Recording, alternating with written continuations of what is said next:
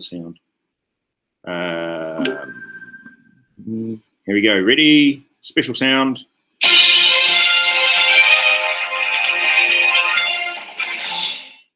Yes, I dance like my father.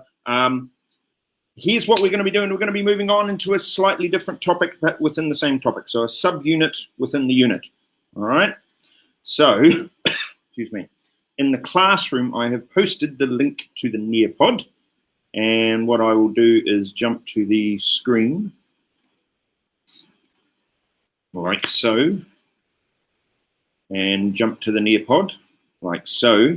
And the code you should hopefully have is G8 UFP, G8UFP. It should be in the classroom as well that you can click on, or it will appear here in the top left-hand corner. So what we're going to be looking at is we're going to be looking at something called price controls. Oh, where's my sounds?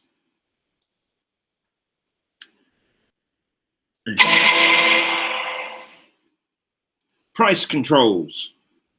Hold on. I quite like that one. All right. So what we're dealing with in this situation is we're dealing with a government that is wanting to control the market. Maybe that government doesn't like the price that the market has set, right? The equilibrium price, and so the government is wanting to look out for the consumers. The government's wanting to look out for the producers. Either way. All right, so they're going to try and control the market. And what we're going to find is that it doesn't really work. Okay, that's what we're going to find. Now, I'm looking for you all. I've only got 4 of you in so far. Where are you all? Where are you? Come into the meet.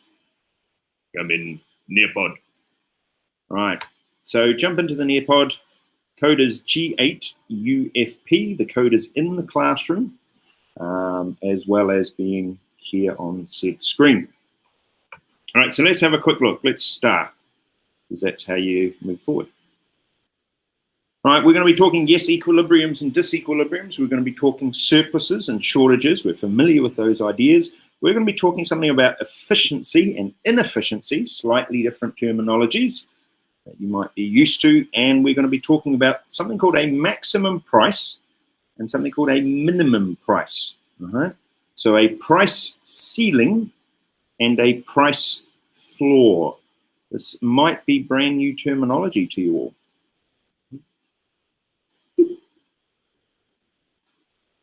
All right. Now.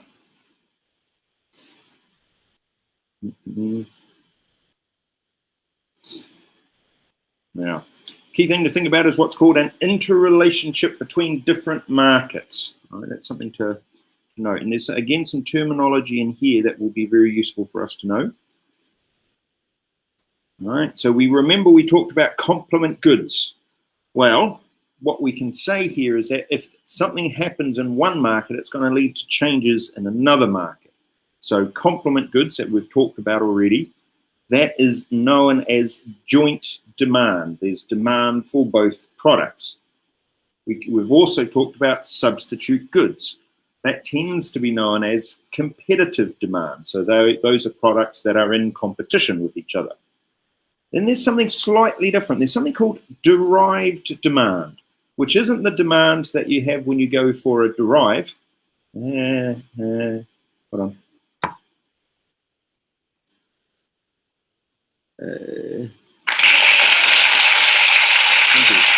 Thank you. All right. It is instead the demand for one good as a result of the derived demand for another good. Okay. So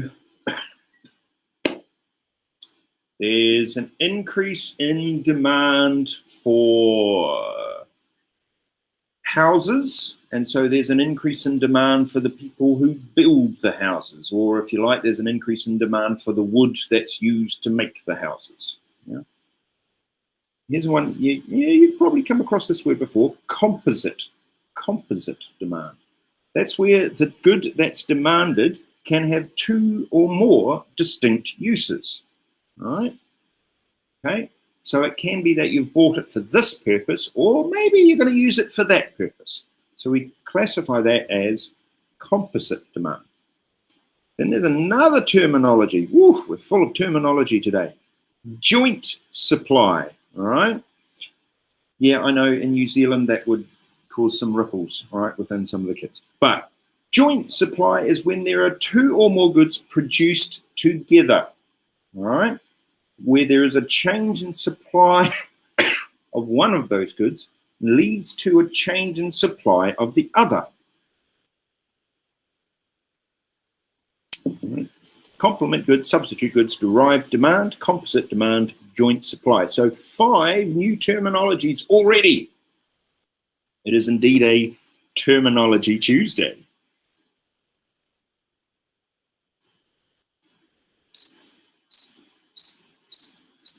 Okay. Right. So let's see some examples. Here we go. Joint demand. All right. Washing machines and washing powder. So those are the complementary goods. The complement goods. Competitive demand. Those are the ones that we said potentially are substitute goods. So example, beef and pork. Derived demand, that was demand there was demand for the product, but it was derived from the demand for another product. So cars and steel. So there's more demand for cars, therefore there's an increase in demand for steel. Composite demand, that was where we said there was an alternative use for the product. So you could demand oil because you're wanting to use the oil for making chemicals, or you could demand the oil because you're wanting oil to use to make petrol, or you could demand the oil to use to make plastics. Yeah. Joint supply. All right. Remember, idea is that they can have more than one product line. Yeah. So beef and leather. All right, beef and leather. Those are some examples that we can use. So what was derived demand that we just talked about? And can we come up with an example? Ready, set, go.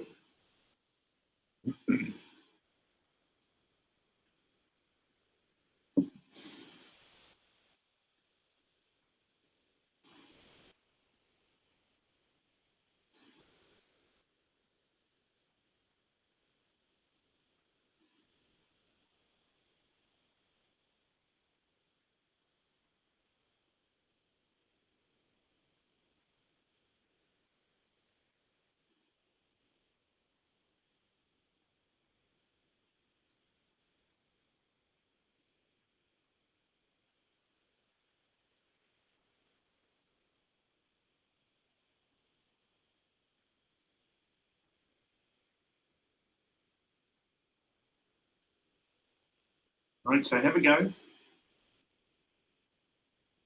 Derived demand.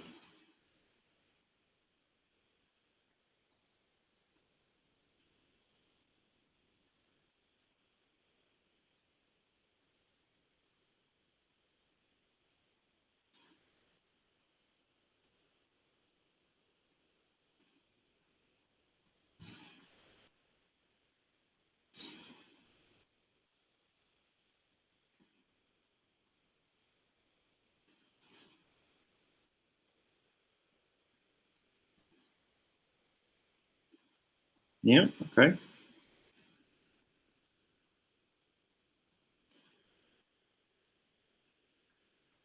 Yep, you're right, Emma. Steel and, so then you'd need the other good. Excuse me. Mildly asthmatic.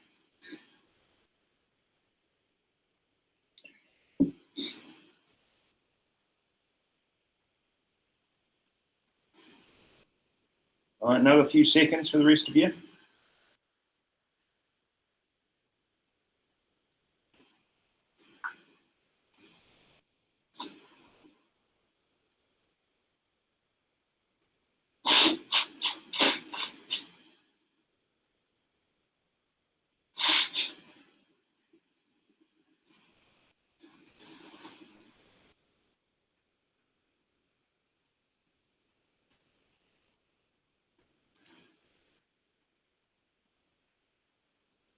Yes, good work, LaShawn. Yeah, maybe come up with an example too, huh?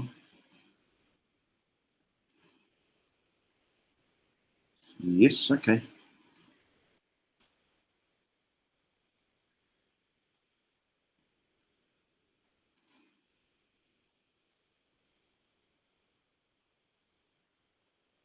Okay, yeah, that's a good example. Might wait a couple more seconds. See if we can get Brandon and Kane to join in.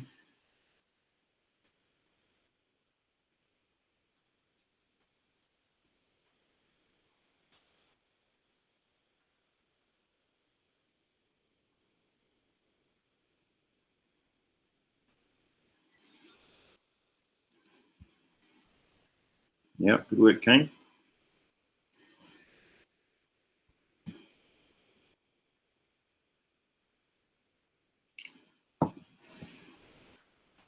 Okay. All right, good work. All right, so that's derived demand. Now we're going to be thinking about something called price controls. As said, this is where the government intervenes in the economy, where the government is worried about what market price there is. They might be worried about access to that particular good, right? So people can't get it, it's too expensive. Or the government might be worried that producers aren't earning enough for their particular product, right? So they might intervene. So this is where we've built up the market model, and now the government is going to try and step in and figure out if it can fix things. And what we're going to find is possibly they can't.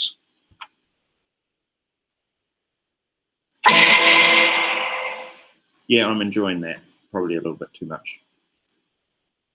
All right. So the first one is the maximum. All right. Now, I don't know how you feel about this, but, you know, it may be that you've got an awesome mum, but maybe she's not the maximum. Maybe she is the maximum in your house. I don't know. All right. I'm talking about a maximum price. All right. Sometimes we call it a price ceiling. All right. With the idea being that you can't go above the ceiling. That's the limit. That's the maximum price. So they can't charge. They're legally, it's set. Legally, cannot go above this level. Done. All right. It is set always below the market clearing price. Because if it wasn't, if it was set above the market clearing price, then the market actually would just go to the equilibrium, right? Because it's the maximum price. Often, the government puts it in place to increase availability. So they're putting it in because what they see is, they see a market where the price might be unaffordable. Unaffordable? Yes. Unaffordable for everyday people. So they're going to put a maximum price in below the equilibrium price so that you and I can afford the product. And it might actually help improve equality, everybody receiving everything. Right? And an example is during times of war, when the government quite often will set the prices. Right? And quite often they will set them below the equilibrium because they want people to have things like food. You know? If food becomes too expensive, the government probably will step in and say, hey, look, people have got to eat. So we've got to perhaps set a maximum price on food. Some of the side effects, some of the negative effects of putting this maximum price in place is that it might lead to excess demand. There might be queues of people queuing to buy the product. There could be something called secondhand selling, like the underground economy, the black markets, right? Where people go, hey, want to buy a hat? Yeah, right. So even though the government is trying desperately to help people, it's actually going to cause a problem. Even though governments are trying to help people, it's going to cause a problem. All right. Now, you can say that even if this occurs, maybe the government could try and fix that problem, maybe by limiting the quantity per person, right? Have some sort of rationing system, like a little card. You can buy 2 loaves of bread this week, sort of idea. Or have like a queuing system. You are first in the queue. You are second in the queue. Yeah. When these devices, iPads, right, when they first came out and we were buying some, yeah, however many years ago that was, and we flew here, we flew to Malaysia, and we were in the electronic shop.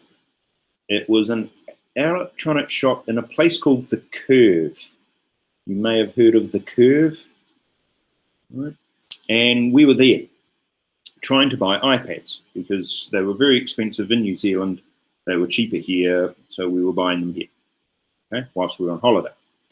And what we ended up having to do is we ended up having to get into a queue because there was an excess of demand for them, right? So they created a rationing system, right, which was a queue-based system. So wherever you were in the queue, when your number came up, if you were there, you were able to buy one.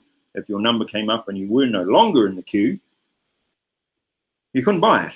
It's just, that's how it was. So you have to buy your place in the queue. So we had to pay a little bit of money to get in the queue. And then we're in the queue. And then we had our little ticket that said we're in the queue. And then we had to wait in the store until our number came up before we were allowed to buy our iPads, which, you know, it wasn't interesting. I'd never seen that actual, I knew about that sort of a system, but I'd never actually seen it in action. It was quite exciting. Very long time to be in one store, I must say. Why might the government put a maximum price on a product? Have a go.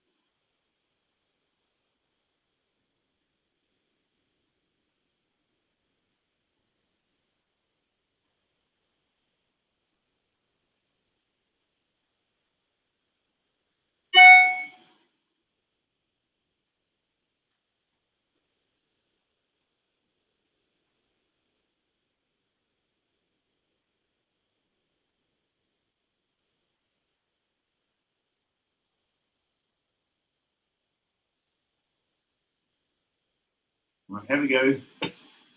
Why might the government put a maximum price on a product?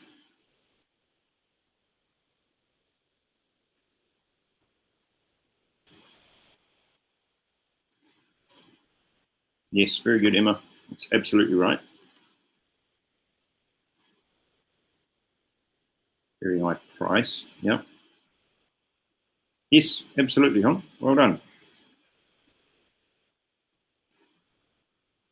Yes, well done, Harsha. Absolutely right.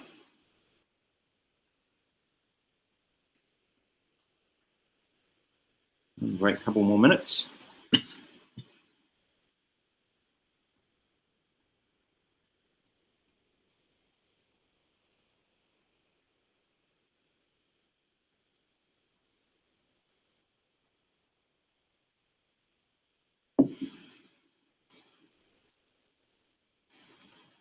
Yes, well done, Abu. Well done.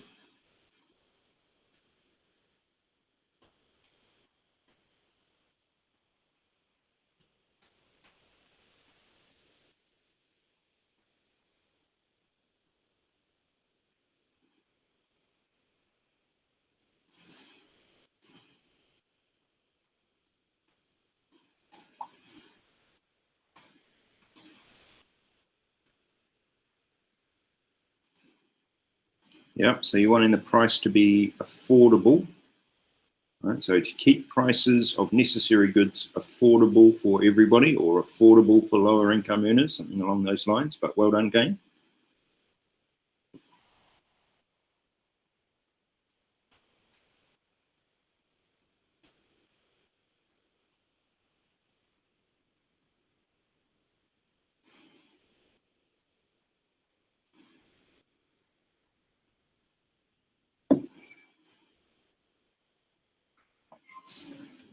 Hmm.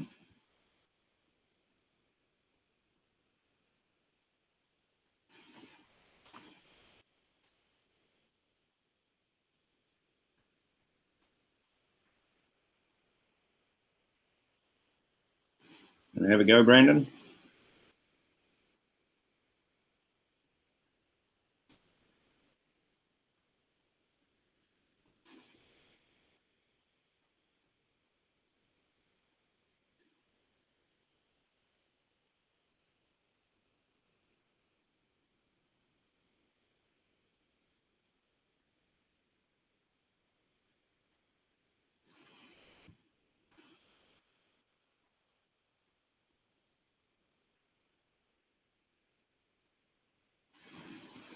Believe it or not, these sorts of ideas have actually been put in place around the world, right? Varying times in history, different governments, different governments have tried this. Government in New Zealand did it, right? All the way back, a long, long time ago, right? Many years ago. New Zealand government decided that the price of bread was too expensive. So, and milk. That put a maximum price on the price of bread and on milk. And you can imagine what happened. It led to a shortage of bread and milk, which kind of was a reverse of what they were wanting to happen. Yeah. So whether you think the market model works or not, or whether you think it's good or not, and the government tries to intervene, sometimes they make the problem worse. Mr. David, like for Yeah. example, when Malaysia introduced a max price, for example, for masks, Yes. nothing like it didn't backfire or anything. Yeah, I don't know how they managed to achieve that. I guess because it's guaranteed by the government, I would assume. So it will be pushing the manufacturers to produce enough of them so that there isn't a shortage. It's probably subsidizing, I guess, right, which is another strategy that they can do, the production of them. So another possibility. But yeah, that's a very good example. Maybe it does work. Oh, whoa, look at that. Fantastic diagram. Dun, dun, dun. Right, so here's our market model. Supply and demand. It's the market for bread, which I have identified as a staple good in this particular context. You could easily substitute that for, I don't know, rice, whatever else you might consider to be a staple good. Maybe Red Bull, I don't know. All right. Now, the government has said the price is too expensive for bread. This price, people cannot afford it. So therefore, the government has said we're going to maximize the price to here. This will be the maximum price. This one here. So we label it P-Max, all right, which is unfortunate if your name is Max. It will be a solid line all the way along because it's a regulation. It's a limit. You cannot go above it. Right? It's the ceiling. You can't go above it. Right? When we label it, we tend to, on this side, write maximum price. So on this side, P max, because it's the price axis, and on this side, write maximum price, so that you get that idea in. Okay. Now, if we follow it along till we hit the supply curve, and drop a quantity down here, that quantity now is the quantity supplied. Quantity supplied at equilibrium was here. So there's actually been a decrease in the quantity supplied. Look at that. All of that quantity disappeared from the market. Then if we follow it all the way along again to here and down, this quantity here, quantity 2, is the quantity demanded, because that's the demand curve. So that's the quantity demanded. Quantity demanded was here, because this was the equilibrium. This is where quantity supplied equaled quantity demanded. But now, because the price has decreased, our law of demand says that our quantity demanded should increase. So we should be moving from here to here, which means that all of those people now want this particular product. And then you've got this gap here of excess demand, right? In other words, a shortage. There is not enough bread to meet this demand. Yeah. There's only this much bread in the market. There is this much demand for it. So all of these people here are missing out. And remember, we talked about bread. It could be rice. It could be anything that you consider to be a staple good, a necessity for people, right? Because that's why they put the maximum price in place. Which potentially means there's going to be a whole bunch of people who cannot get this product. What then? Maybe you ration the good, the ones that you have. You're instead of, you're only allowed one loaf of bread instead of 2 loaves of bread. That way you can spread them out.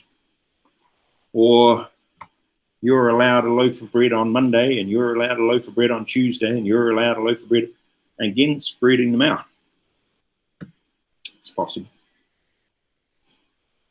Now, here is your chance to apply this idea into the market model. Just as you have seen, have a go illustrating a maximum price in a market. Away you go.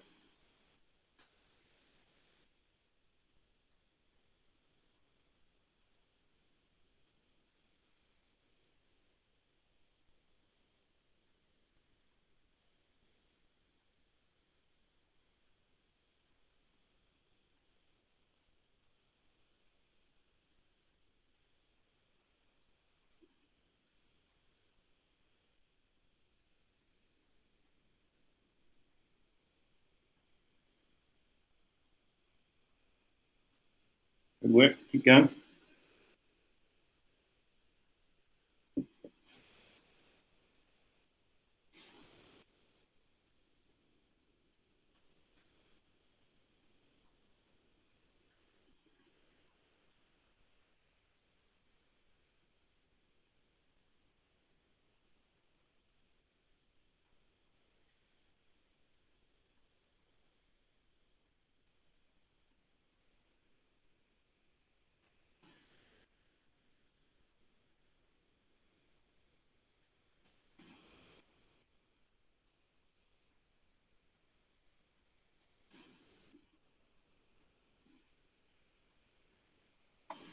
Good work. Look at that. Done.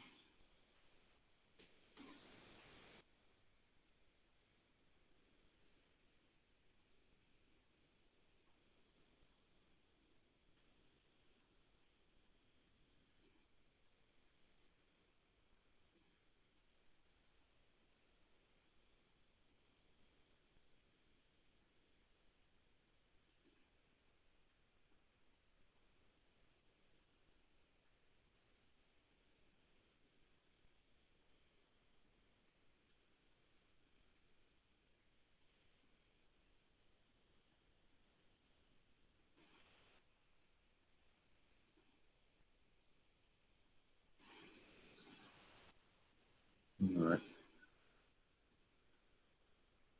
And well, like the look of it there, Brandon and Kane. Very good.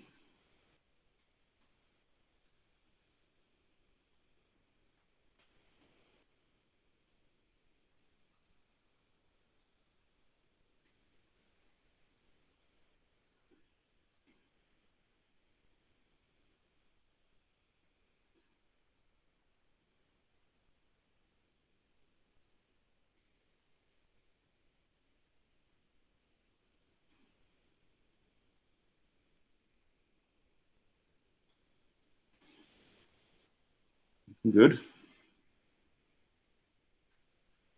No, it's hard to do because you're doing it on the computer.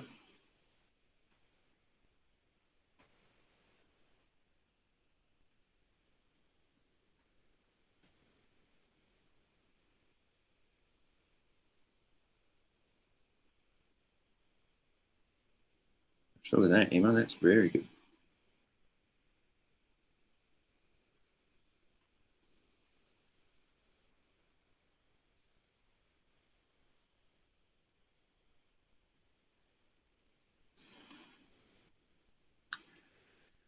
Yes, well done.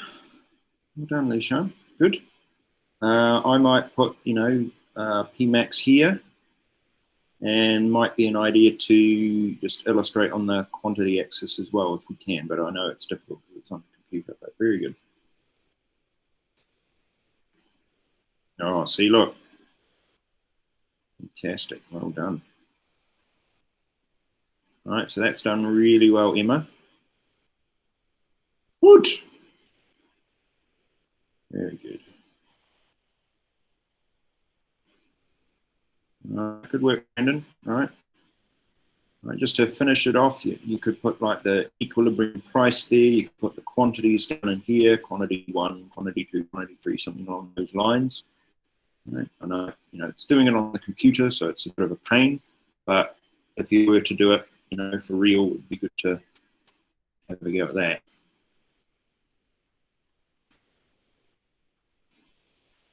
Well done, Kane. Very good.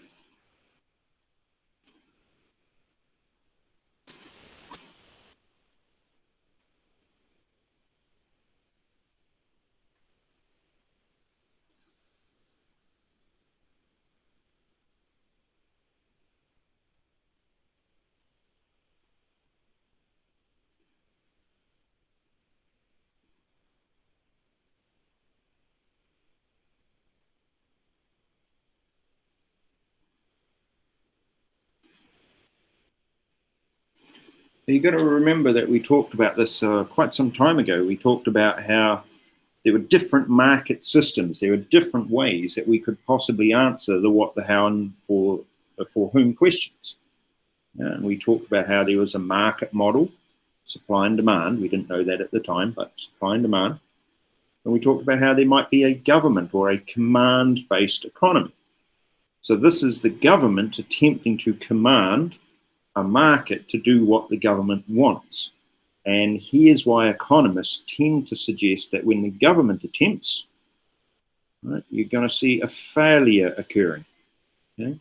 Because in this case, the government has attempted to help the consumers, and they've ended up making things worse for them. All right. Maybe another couple of seconds. I think there's a couple still doing some work. Adam Smith, who came up with this, remember, in 1776, he very famously said that there was really, realistically, very little role for the government in the economy at all. That basically the government should be involved in defense, that's quite important, right? And only primary education, so only enabling you to be able to read and write. Beyond that, it should be up to you and the market. Interesting ideas. Mr. David, Mm-hmm. in an economist economy or whatever, like a command economy, wouldn't they decide how much is produced? So even if it was a shortage, they can just ask suppliers to increase their supply. Yeah, absolutely right. You can do that. Is it going to happen? Maybe. Maybe. And the other thing you also need is you also need to know what the demand is. Yeah. So the shortage will exist, right? Because that's the only way you're going to know what the level of demand is. Yeah. Because the consumers aren't telling you. They're not like filling in a Google form saying, I want 10 of these. Yeah. Traditionally in a market, the people who want it pay for it. They go in and they buy it.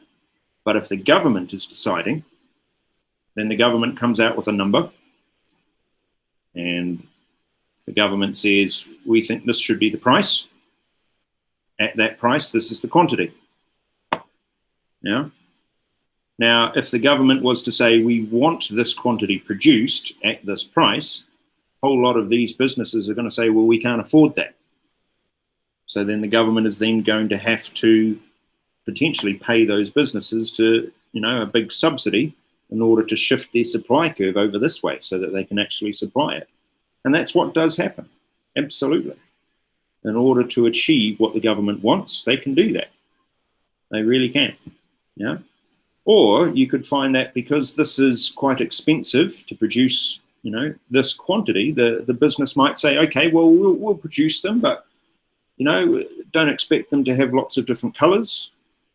Don't expect the products to have all of the memory capacity in the phones that you want. They they don't even necessarily work as a phone. Yeah, they may look nice, but not do what they're supposed to do. Yeah. You've also got to understand that when we talked about the command economy, each product has a whole range of other products that are needed in order to produce it. Remember, we talked about how the pencil, there was all these different things that came together to make a pencil, or all these different resources that came together to make a hamburger. So even if you get it right with regards to the things that you need, the things that you need to produce this quantity, right, you can't guarantee that all of the raw materials that you need to produce that quantity you're going to be able to get. Yeah, so then it's all of those other businesses. They also have to be producing at that level. Yeah. And then, we can't afford it either. So then the government's potentially going to have to pay all of them. And sometimes in those command economies, it's the government who actually also runs the businesses. So they're government-run businesses. So for them, they actually don't care if they make a profit or not. But in a market economy, you are actually wanting to make a profit. Well done, team. Good critical thinking as well. Excellent. Tim. Oh, hold on, next one. Where's my sound?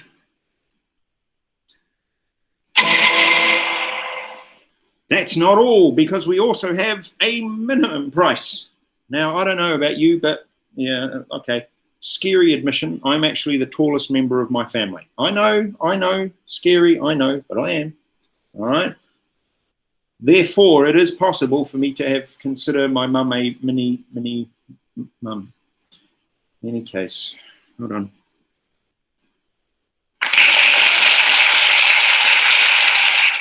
All right. Yes, a small price. There are some times the government might actually want the price to be smaller. Well, no, not smaller. They might, excuse me, want the price to be, Gordon. They might want the price to be bigger. So in that consequence, they want there to be what's called a minimum price or a price floor, which is above the equilibrium price, and producers aren't allowed to go below that. And in those set of circumstances, what they're actually thinking about is they're trying to protect the producers in that context, yeah? So maybe the producers are essential to the economy. Yeah, what they're producing. Oh, we need this because this is the driver of our economy. I don't know, palm oil, maybe, yeah? And so therefore the government says, oh, the market, it's the price is too low for the farmers. They can't get the good income from it. What are we going to do? Yeah. So let's put a price floor in. So it can't go below that. So they've got a guaranteed minimum revenue. You know, it might go above that, woohoo, all right, but they've got at least a guaranteed minimum revenue that they can earn, or acceptable income at whatever level it is. Now, again, this actually happens. Governments do this all around the world. So classic examples are agricultural markets, like the EU. They put minimum prices on the products. They guarantee the products. Other examples, minimum wages. And you might have heard of such a thing, where the government say that's the lowest wage that you are legally allowed to pay for these workers. And in America, in some states in America, they're pushing it up now to like $15 an hour. So if it's $15 an hour as a minimum wage, if you were to multiply that by what, about 4 to get Malaysian ringgit, all right, that's how much in Malaysian ringgit the minimum wage would equate to. Yeah, I know its cost of living is vastly different, all right, as you can imagine. All right, but $15 an hour in America doesn't actually sound like a lot. Right? This is why people in America tend to have, if they're on the minimum wage, they might tend to have more than one job. In fact, some people in America might have 3 or even 4 jobs in order just to make ends meet, to try and stay afloat, so to speak. And that's also why when you see the job numbers and stuff with regards to the current situation that we're in, a lot of those jobs were being lost at the sort of the minimum wage end. So people weren't losing one job, they might be losing 2 or 3 jobs, yeah? And they might get one of those jobs back, but that still doesn't give them then enough income, yeah? All of those sorts of ideas. Now, if you put a minimum wage in place, or if you put a minimum price in place for agricultural products, what's going to happen is the side effect of an excess of supply, otherwise known as a surplus. You're going to have too much of the product produced. So how on earth do you solve a surplus? There's all these products being produced, and agricultural products. Just think of that. What are you going to do with all of it? All right? That's quite a challenge. Now, again, this actually happens in the real world. Right now, this is happening. As I said, I gave you the example of the minimum wage in America. Yeah? All right? In New Zealand, they did this a long, long time ago again. And it was a guaranteed minimum price for something called wool, which you might be familiar with. It comes off of a sheep. Right? Now, they were concerned that the farmers weren't going to earn enough money from wool in the wool markets. So they put a minimum price in. Okay? All right? Okay. But that meant was a surplus of wool was created. And so the government said, well, nobody's going to buy it, so we'll buy it. So the government ended up buying it. As the solution, the government bought all of the surplus. And in New Zealand, it was a surplus of wool. Now, this is going to sound absolutely mental to you, but that's what they did. All right? I'm just going to stop sharing so I can see your avatars. Where are you? All right. So the idea is that the government in New Zealand bought all of this wool, whole lot of it. Yeah. But then what do they do with it? It's, you know, they've got some warehouses, they can put it in some warehouses, but once they were full, then what? So then they started looking around, trying to find other buildings that the government owned. And this is absolutely true, without a word of a lie. Okay? Then they were trying to find other buildings that they owned that they could store wool in. And one of the biggest real estates in New Zealand that the government owned was schools. All of those government-run schools all of a sudden became warehouses for wool. All right? Where in a school do you think they're going to put the wool? They put them in the gymnasiums, in the halls, in any big space. They jam-pack them with wool. So you'd go to school in New Zealand, and there's like a gym full of wool. And that's what it was like. Okay? Now, as luck would have it, a certain event, two events happened that helped New Zealand out with regards to the wool. Okay, the wool surplus situation. All right, and one of which related to a particular country that shall remain nameless, Russia. Right, and Russia got very cold. Right, it had a ridiculously cold winter, like really, really cold, and a lot of people were, you know, in a bit of problems. Okay, so New Zealand offered to help by sending a whole lot of wool over that they could wear to keep them warm. And Russia said, yay, oh, thank you. Right? So that's what they did. So they sent a whole boatload of wool over to Russia. Then something else happened, and this is why you can put this, right, historically, okay, because this happened. There was a boat full of oil in the middle of the water, and it hit something. I think it was ice, I'm not sure. And it leaked a whole lot of oil, like lots and lots of oil came out this boat. It was one of the biggest oil spills in history. Yeah. And New Zealanders worked out that wool floats. Okay, so what they did was they grabbed a whole lot of their surplus wool and bundled it all up like it was a giant draft excluder on a door. Okay, and then they took it out into the water. And I'm not kidding, I'm really not. This is absolutely what they did. And then they floated the wool in the water and kind of made like a circle of wool around the oil spill. And it prevented the oil, right, from spilling out even further into the water because the wool absorbed some of the oil, all right? And it just stayed there until it absorbed it all. And because wool floats, so does oil. Yeah, that's why it's a problem. Yeah. So amazing that they did all of that. But yeah, that was a big problem in New Zealand. The wool surplus. Now let's go back to here. Yeah. All right. So, and as said, we're not the only country that did this. Okay, the EU agricultural markets, they developed so much wine that it was in storage that it was the equivalent of an entire lake of wine.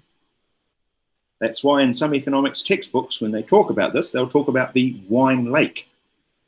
You know, they had so much butter being stored that in economics textbooks, again, you will see it referred to as a butter mountain. So they can talk about the butter mountains and the wine lakes. But it gets even worse than that, and we're going to see in a second. Explain what a minimum price is and what consequences you think it might have. Where you go. Just looking down the list, and a couple who aren't in the Nearpod who are in the classroom. Interesting.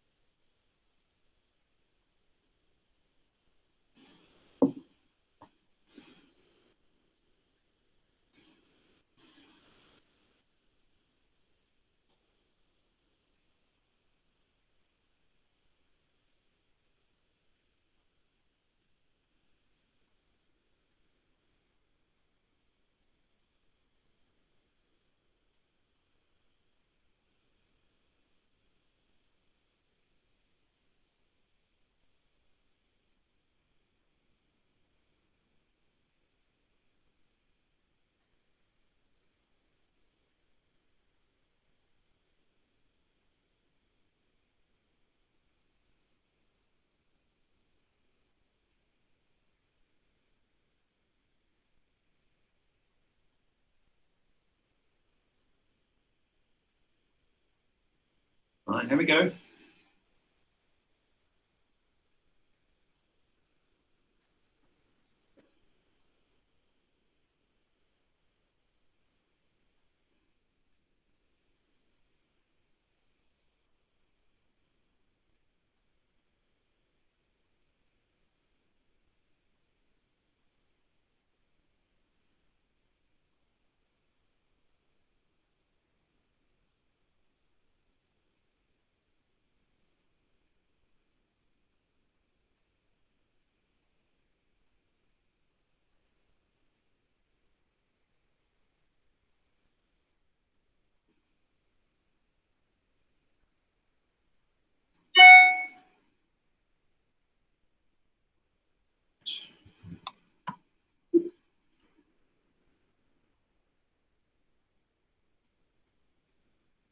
Well done, Nishan. Well done. Very good.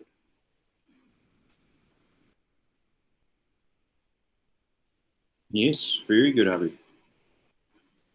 Well reasoned. Come on, team.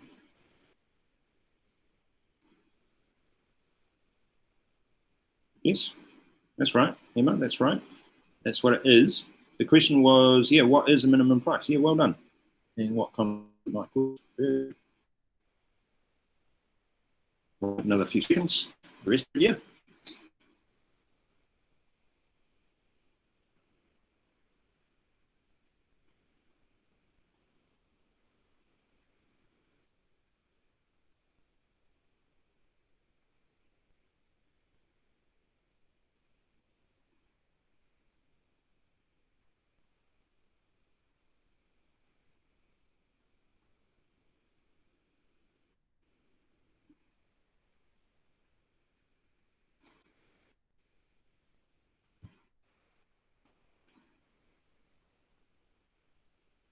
Yes, good.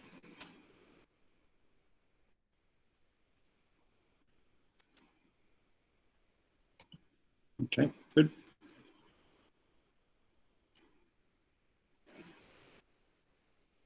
Yes, that's right, Brandon. That is right. You're wanting to think about it being a legal minimum, so it cannot be lower than that price. Okay, and it means that there is then a surplus created. The consequence is a surplus of the product tends to be created.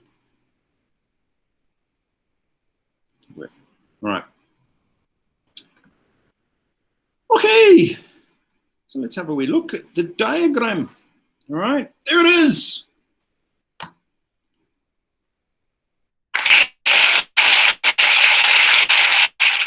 Right, there it is. Market supply, market demand, equilibrium price, equilibrium quantity. But the government has said that price is too low. So let's have a min price, a price minimum. And again, solid line all the way across because it's a legal requirement, cannot go below. And at the other end, we label it minimum price, just to make absolutely certain the examiner knows what we're talking about.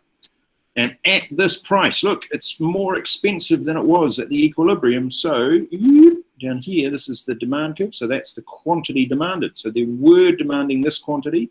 They're now demanding this quantity. So there's been a decrease in quantity demanded. However, this sends a big signal to producers to increase the quantity supplied, which is this one. So there's been an increase in quantity supplied from QE to Q2. So that enables there to be a giant-sized surplus of quantity created. Or if you like, an excess of quantity supplied over quantity demanded. Now you can guess what I'm going to ask you to do next. Last thing for the day, draw a market with a minimum price. Go.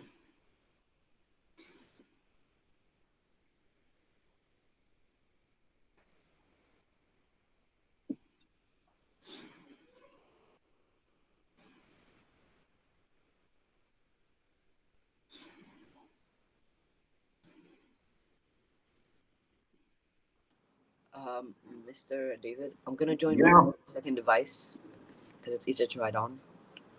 So you'll have like two of me. I do. Yes, because, you know, you're a rock star, so it's good to have more than one of you. Every time you log in or log out again, or if there are any connection issues, it re-logs people in. So there will be multiple copies of people time to time.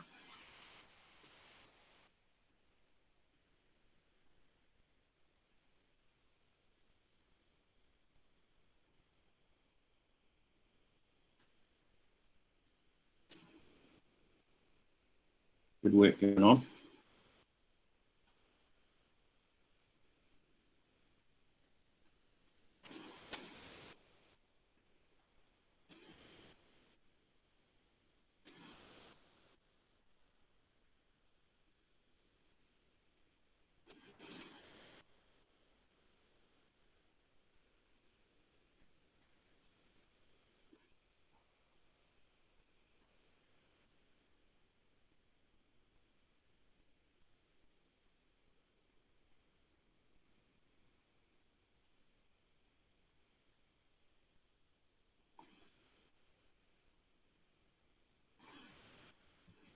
Good work. Like it, Lee Shan. Well done. Keep going.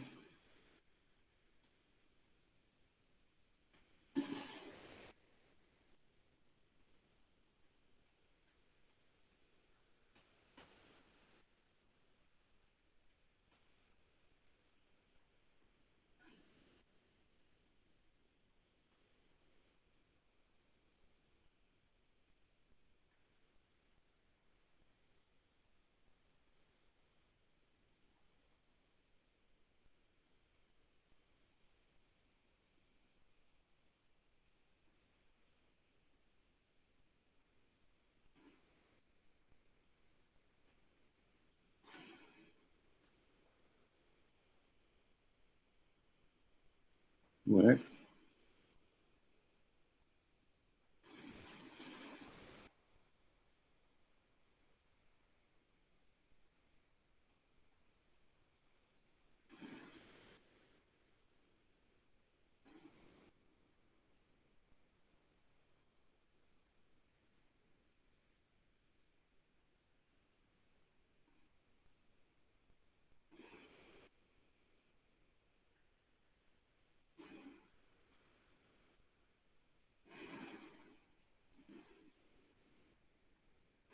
Yeah, good work. Yeah, probably don't do the highlighting in there if at all possible. And this is just me, okay? I prefer to see it on the actual axis because it's representing a quantity. So maybe just a little line down here about it. Yeah. All right. Very good. Very good nonetheless. Very good, Emma. Good work. Good.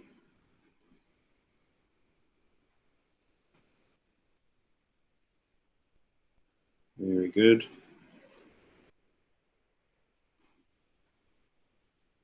Yeah, just make sure you also get the labeling down here on the axis. That would be good. Maybe a price here. I know it's difficult because you're doing it on the computer. Now, a couple of seconds.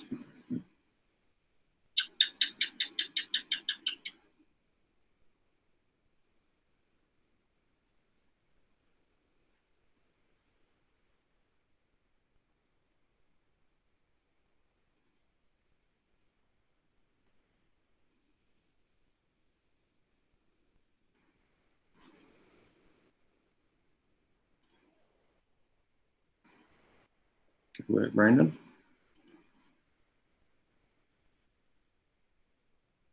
All right. Okay. All right, so good to practice. I'm going to stop the sharing now and jump back to the meet, which is here, like that. Now, ladies and gentlemen, now I've noticed a couple of things, all right? First one is I've actually got 12, right, listed here, okay, with some notable names in there, and I had 8, I know I'm one of them, so 11 in there, and I had 8 in the Nearpod, right, which I can understand sometimes technology is an issue, sometimes there's all sorts of other problems and things going on. Some might prefer just to watch rather than participate. All right, I don't know. Let me just do this just for a second.